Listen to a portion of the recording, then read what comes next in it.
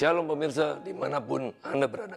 Selamat datang pada program On Target dalam episode Menembus Sasaran. Hari ini kita akan membahas topik penggenapan visi rohani. Firman Tuhan, Amsal 29 ayat 18, bila tidak ada wahyu, menjadi liarlah rakyat. Where there is no vision, the people perish. Dan perumpamaan lalang di antara gandum, saudara bisa baca sendiri di Matius 13 ayat 24 sampai 43. Inti ceritanya adalah ada benih firman Tuhan yang ditaburkan, ada pula benih iblis yang sangat mirip dengan firman Tuhan yang ditaburkan juga. Segala sesuatu yang palsu pasti sangat mirip dengan yang asli. Semakin mirip dengan yang asli, harganya akan semakin mahal. Tetapi barang palsu tetaplah barang palsu.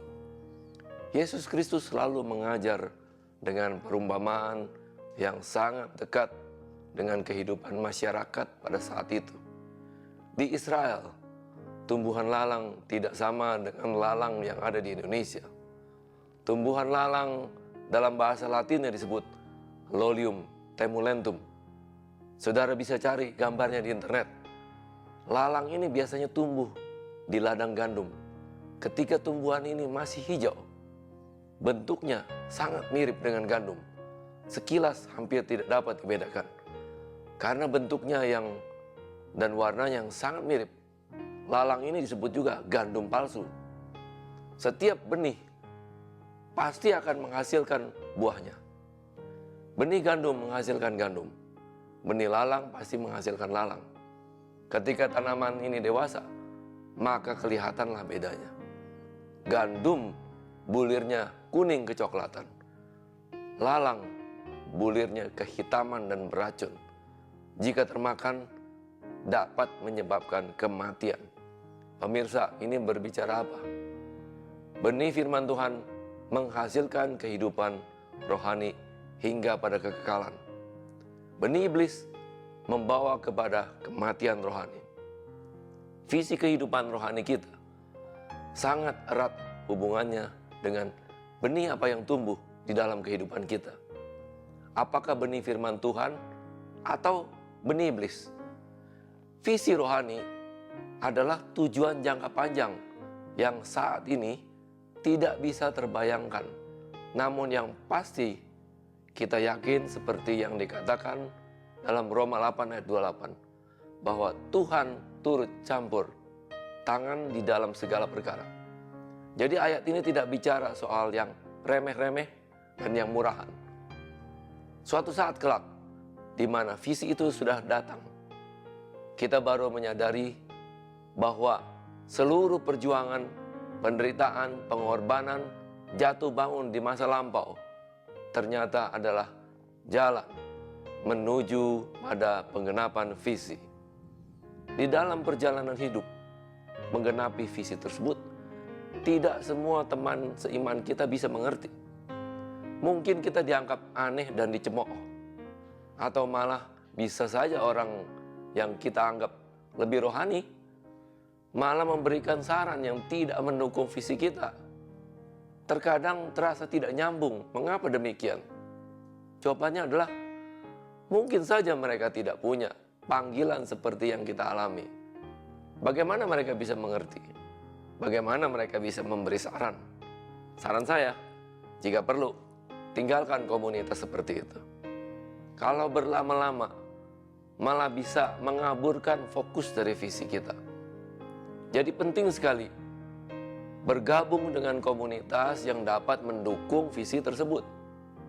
Selanjutnya adalah mencari dan menemukan mentor yang tepat. Seorang petinju tidak mungkin dimentor oleh pemain sepak bola. Walaupun mentor tersebut adalah bekas juara, pasti ngawur jadinya. Seorang mentor yang baik harus tahu seluk-beluk permainan, tahu caranya melatih, dan yang terutama, tahu melihat kekurangan diri kita, sehingga dapat mengarahkan kita menjadi pemenang. Demikian pula seorang mentor rohani. Dia harus tahu asam garam, jatuh bangun, dalam mencapai visi tersebut. Setidaknya dia harus punya pengalaman pribadi tentang bagaimana Tuhan memproses dan menuntun pada pengenapan visi tersebut. Walaupun setiap orang punya pengalaman yang unik dan berbeda-beda, namun pada intinya adalah sama. Dia harus mengerti dengan jelas jalan pengenapan visi tersebut. Adalah sangat berbahaya dimentor oleh orang yang tidak punya pengalaman, yang hanya tahu teori saja, karena pasti Anda tidak akan sampai pada sasaran, berputar-putar dan buang waktu saja.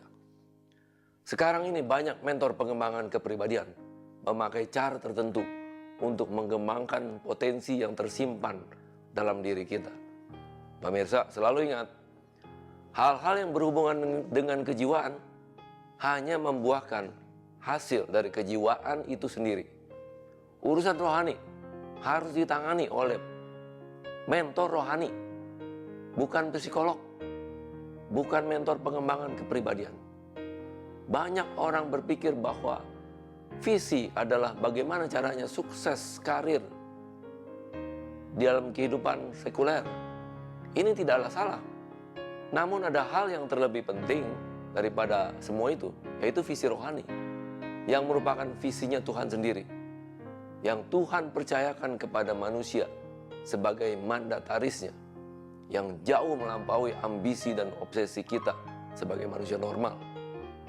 Visi rohani sebenarnya adalah gerakan dan dorongan Tuhan melalui manusia dan diteruskan kepada manusia lainnya. Jadi urutan prioritasnya adalah visi rohani terlebih dahulu dan diikuti oleh visi kehidupan sekuler. Kembali pada ayat Amsal 29 ayat 18 yang mengatakan jika tidak ada visi, umatku binasa. Ini artinya jika kita tidak memiliki visi rohani, apa bedanya kita dengan orang yang tidak percaya? Buah apa yang dihasilkan oleh kehidupan kita sehingga kita berbeda dengan orang lain?